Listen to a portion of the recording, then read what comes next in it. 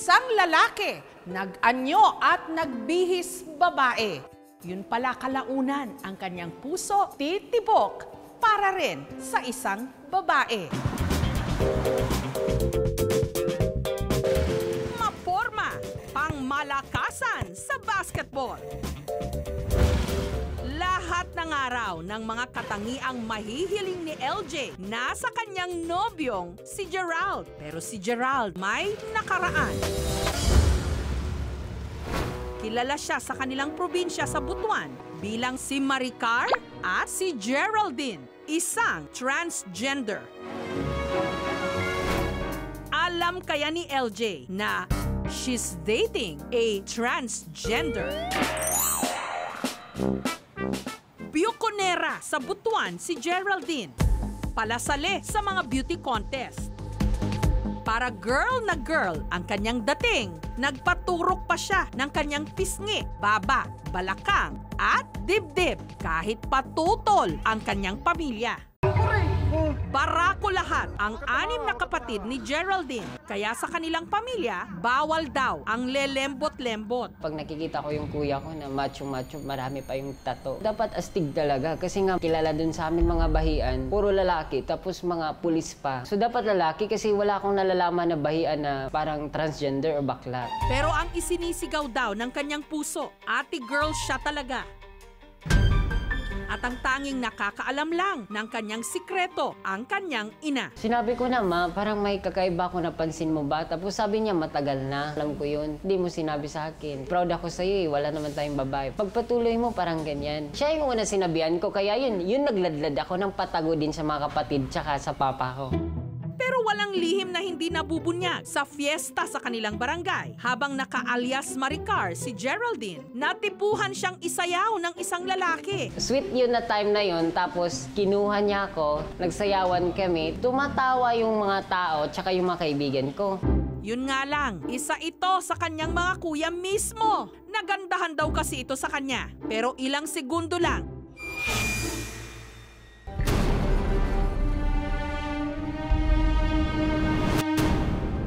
bilang lumukso ang dugo, nagsimula pang kumulo. Tumakbo ako ng tumakbo, naiwan yung wig ko dun sa kuya ko. Kinabukasan, nagpang-abot daw si Geraldine at ang kanyang kuya. Napapaya. Ha? Ano? Sa galit nito sa kanya. Ito.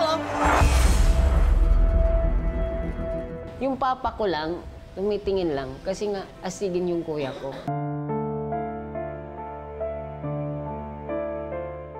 Tingin ko talaga hindi ako mahal. Kasi bakit nila ako sinasaktan eh? Kung tutuusin, kapatid naman ako. Tapos yung iba hindi, sinasaktan ako lang talaga. Yung masakit dito is yung mama ko tumitingin lang. Kasi wala din silang magawa. Dahil doon, si Geraldine lumuwas pa Maynila kung saan nagtrabaho siya bilang kasambahay. 2 Chinese yung amo ko. Puro babae kasi nga mga lesbian yun eh. Mabait din naman amo ko. Tanggap nila. Tapos doon ako nagladlad.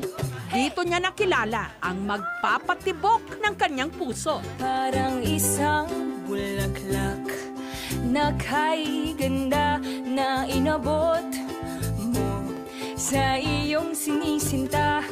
Ang iyong nilaan na pagmamahal ang Hep, hindi pa ito si LJ, kundi ang lalaking tawagin na lang nating alias Mando. Nakilala ko siya sa Facebook, video ko lang po. Lagi kong pinapadalhan, di na ako nagpapadala sa mama ko kasi sa kanya ko na pinapadala. First love ko yun eh. Gwapo din naman niya. Isang taon daw nagtagal ang kanilang relasyon. Pakiramdam ni Geraldine, pinerahan lang siya. Mag-break na lang tayo. Kaya nakipag-break siya agad. Nung nakapag-ipon si Geraldine, umuwi siya ng Butuan. Doon na niya itinodo ang kanyang transformation para maging babae. Nagpaturok ng collagen sa iba't ibang parte ng kanyang katawan. Uminom din ng pills simula raw noon. Lalo pa siyang naging lapitin ng mga lalaki. Doon ko na-realize na, Diyos ko, ang sarap para mabuhay ng ganito. Walang nagagalit sa'yo, sinuportaan ka pa ng iba. Yun pala, wala sa mga ito ang nakatadhana sa kanya. Hanggang isang gabi, sa isang bar sa Butuan, may babaeng ipinakilala kay Geraldine. Ito na, si LJ. Nakita ko lang po siya, nagsasayaw. Parang nasasayahan ako sa kanya kasi maganda siyang bakla talaga. Doon ko na po siya na nagustuhan. Nung magbandang alauna na, tingin akong tingin sa kanya, tapos titingnan din niya po ako. Nararapat lang ibahagi.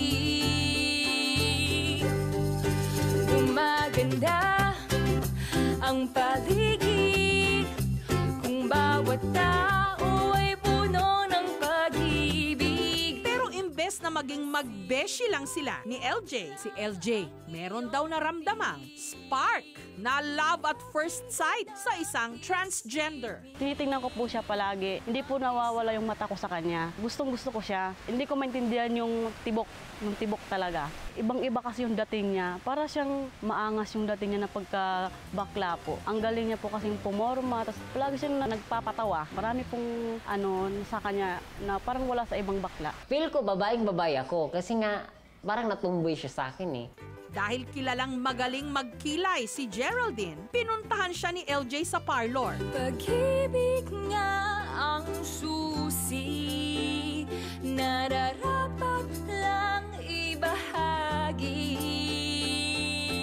Sabi ko, di mo ba ako tatandaan? Ako yung nagsabi sa'yo na crush kita. Sinachat kita lagi. Ikaw lang yung hindi nagmamansin. Sabi niya, o talaga, ikaw ba yun? Sabi ko, oo, ako yun. Sabi niya, Okay gandang isipin ang isang mundong puno ng pag-ibig. Pag kinikilayan ko siya, parang kinikilig siya. Tapos ako, dut-dut sa kanya kasi nga, babaeng-babaeng damit ko noon.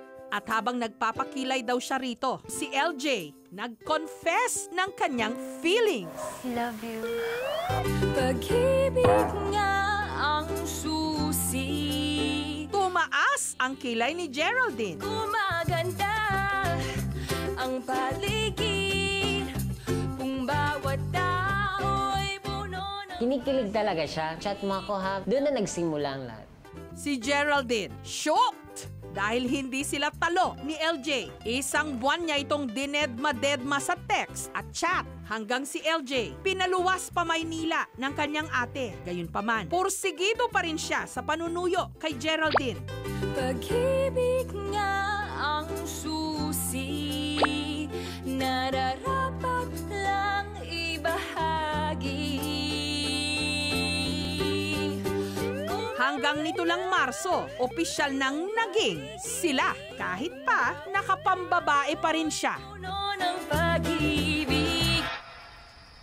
Pero simula raw nung naging sila na ni LJ, nanaginip siya ng mga gamit ng bata. Sa pakiwari ni Geraldine, baka senyales ito na ang isang babae at isang transgender pwedeng bumuo ng pamilya. Pero dahil LDR o long distance relationship ang meron sila, lagi daw silang nag-aaway dahil sa selosan. may nabasa ako sa'yo na comment na chat. Tapos sabi niya, hindi, ano lang yun, friend ko yun. Saka huwag kang mag-alala, hindi naman kita papalit, sabi niya sa akin. Si LJ, kinukutuban daw na may iba si Geraldine. Nasasaktan ako sa part niya kasi nga parang naglalay ako sa kanya.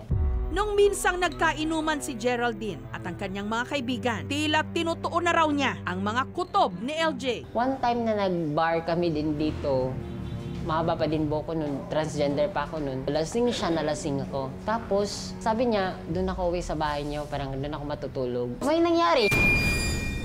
Hanggang nitong Setyembre, nalaman ni Geraldine na ang isa sa kanyang mga nakainuman noon, ang lesbian na si alias Kate, 5 buwan nang nagdadalang tao at si Geraldine ang ama. It's complicated. Nung time na nag-ultrasound, nalaman ko na, doon na nagpakalalaki. Kasi sabi ko din, magpakalalaki ako, magpakapapa ako pag buntis ka talaga. Ko din na-realize na yung panaginip ko, totoo talaga. Kasi doon ko na-realize na, ay Diyos ko, ito na pala.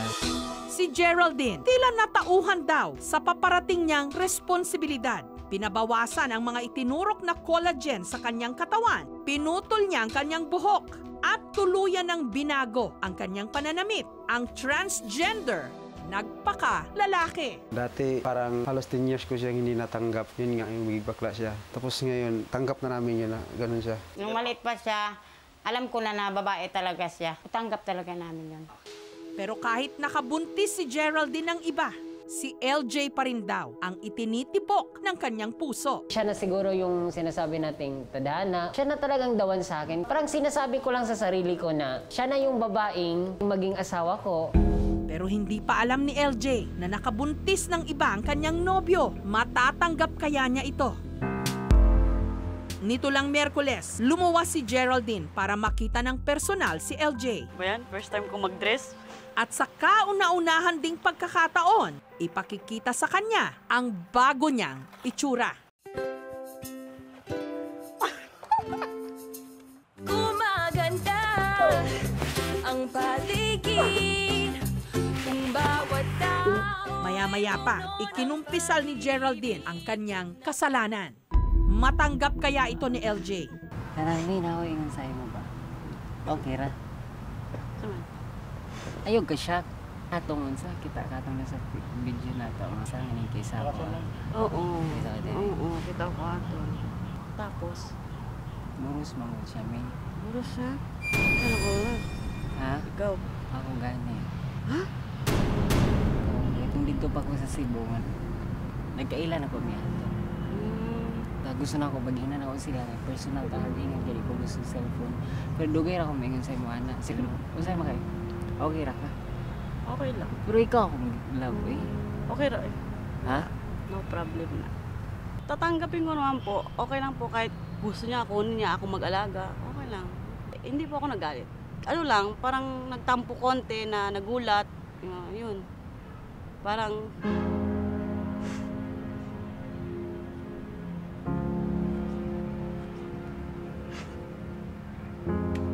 okay, basta.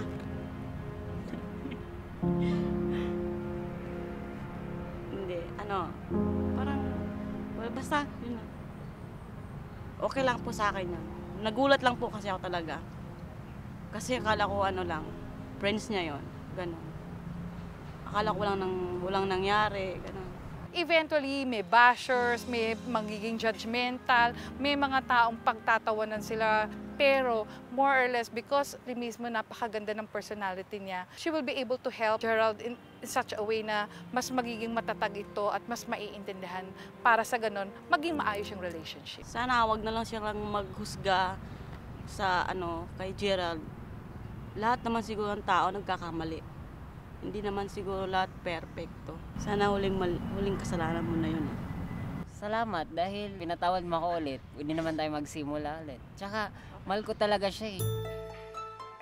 Ipinakilala ni Geraldine si LJ sa kanyang pamilya. Yan, nakikita mo? Ang masabi lang po namin relasyon niya ngayon, sana ipagpatuloy niya yun at saka ingatan niya. Kahit anong mangyari, kapatid pa rin kita, kapatid ka pa rin namin.